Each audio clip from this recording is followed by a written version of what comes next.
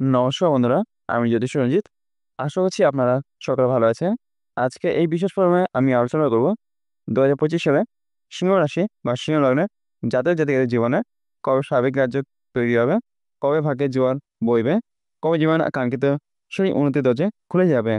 গ্রহগত অবস্থান, শনির দৃষ্টি, রাহু কেতুর ছায়া, বৃহস্পতির কৃপা আর মঙ্গলের প্রভাব সবকিছু নিয়ে চলবে পুঙ্খানুপুঙ্খ বিশ্লেষণ।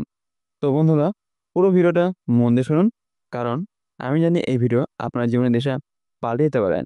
আর অ্যাস্ট্রোলজি নিত্য আপডেট পেতে চ্যানেলটিকে সাবস্ক্রাইব করে পাশে বেল থাকা আইকনটি টিপে দিন। এবার আসি মূল আলোচনায়। ১. রাহু কেতুর প্রভাব।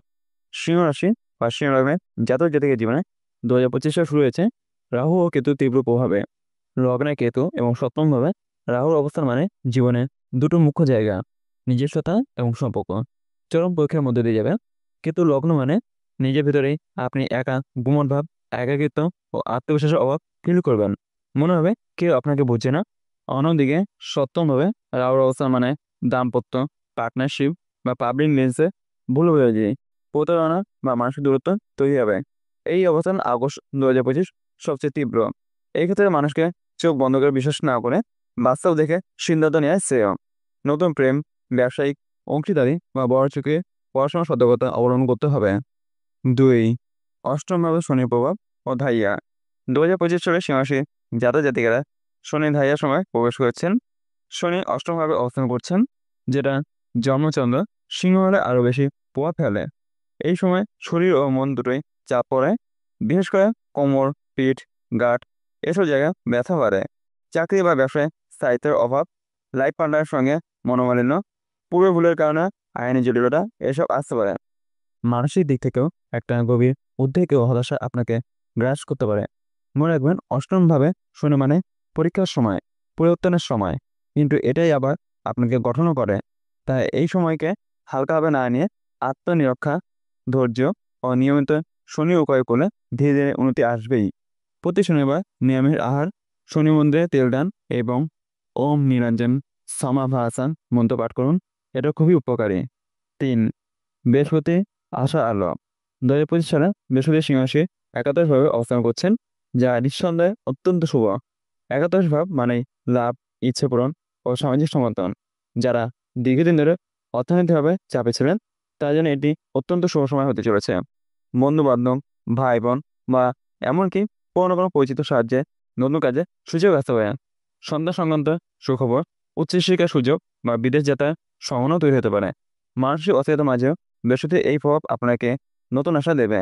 এটি একটি সময় যখন আপনার চিন্তা ভাবনা পজিটিভ হবে, নিজেকে আরও আত্মবিশ্বাসী মনে করবেন। যেহেতু বৃহস্পতি ধর্ম, জ্ঞান ও ন্যায় বিচারের প্রতীক, তাই এই সময় ধার্মিক কার্যক্রমে যুক্ত থাকলে আরও শুভ ফল পাবেন। সপ্তাহে একদিন ব্রত রাখা, গরুকে খাবার খাওয়ানো বা দুধ দান করা বৃহস্পতি কৃপা পেতে সাহায্য করবে। ৪. ২৮ জুলাই কালসর্প খণ্ডন ও পরিবর্তন। ২৮ জুলাই ২০২৫ এই দিনটি অত্যন্ত গুরুত্বপূর্ণ, কারণ এই দিন মঙ্গল কন্যা রাশিতে প্রবেশ করবে, যা সিংহ রাশির দ্বিতীয় ভাব। এটি আর্থিক দিক থেকে শুভ হলেও শনি মঙ্গল যোগের জন্য কিছুটা সতর্কতার প্রয়োজন। দ্বিতীয় ভাব মানে আপনার অর্থ, ভাষা এবং পারিবারিক দিক।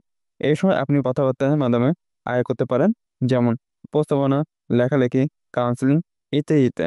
তবে শনি অষ্টমে এবং মঙ্গল দ্বিতীয় থাকায় রাগ, উত্তেজনা ও অপ্রয়োজনীয় বিতর্ক থেকে সাবধান থাকতে হবে। কালসর্প যোগে খণ্ডন এলেও শনি মঙ্গলের দ্বন্দ্ব একটু চ্যালেঞ্জ তৈরি করতে পারে। মেয়েদের ক্ষেত্রে হরমোনাল বা গাইনোলজিক সমস্যা দিতে পারে। এই সময় প্রতি মঙ্গলবার হনুমান চল্লিশা পাঠ, লাল রঙের পোশাক ব্যবহার এবং বিতর্কে এড়ানো শ্রেয়। আর্থিক দিক ঠিক রাখলেও মানসিকভাবে শান্ত থাকতে হবে। ৫.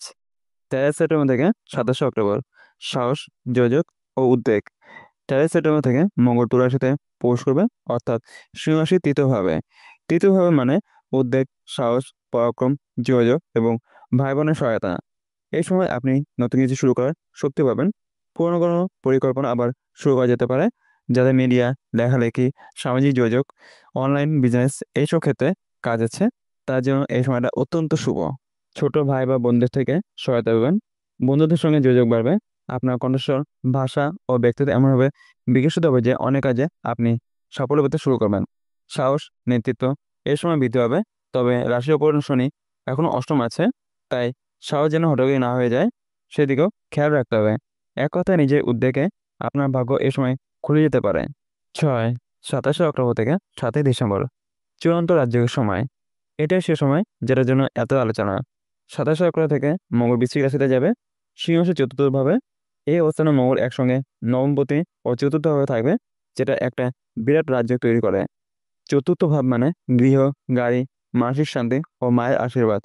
নবম ভাব মানে ভাগ্য, ধর্ম, উচ্চশিক্ষা, পিতার সহায়তা। সুতরাং এই সময় আপনি নতুন গাড়ি বা ফ্ল্যাট কিনতে পারেন। পারিবারিক অশান্তি কমে যাবে, মানসিক শান্তি আসবে, কর্মক্ষেত্রে সম্মান, নতুন পদোন্নতি বা দীর্ঘদিনের কাঙ্ক্ষিত কাজের ফল মিলবে। কেউ কেউ উচ্চশিক্ষা, বিদেশ যাত্রা বা পিতার সাহায্যে উন্নতি পথে যেতে পারেন। জীবনে এমন একটি মোড় আসবে যা আপনার পরবর্তী বছরে ভিত্তি তৈরি করে দেবে। এটি মঙ্গল বছর, তারপর মঙ্গল রাজ্য তৈরি করছে, তাই এটি আপনার জীবনের অন্যতম শুনার সময় হতে চলেছে। প্রতিদিন সকালবেলা সূর্য প্রণাম এবং ওম সূর্যায় নমঃ মন্ত্র পাঠ করুন। সর্বশেষে শেষ কথা হলো, বন্ধুরা, 2025 সালটা সিংহরাশি জাতক জাতিকের জন্য চ্যালেঞ্জ ও সম্ভাবনার যুগপৎ মিশ্রণ। বছরের শুরুটা যেখানে মানসিক চাপ, শারীরিক ক্লান্তি ও সম্পর্কে টানাপোড়া দিয়ে শুরু হয়েছে, ঠিক বছরের শেষ ভাগে মঙ্গল সেই জীবনের চালচিত্র বদলে দেবে। 27 অক্টোবর থেকে 7 ডিসেম্বর এই সময়টা এক কথায় গেম চেঞ্জার। তাই যারা এখন কষ্টে আছেন, দিশা পাচ্ছেন না, হাল ছেড়ে দিতে চাইছেন, তাদের বলবো আর কিছুটা ধৈর্য ধরুন, সঠিক প্রতিকার করুন, নিজেকে গঠন করুন। রাজযোগের ফল আপনার জীবনকে নতুন করে গড়ে তুলবে।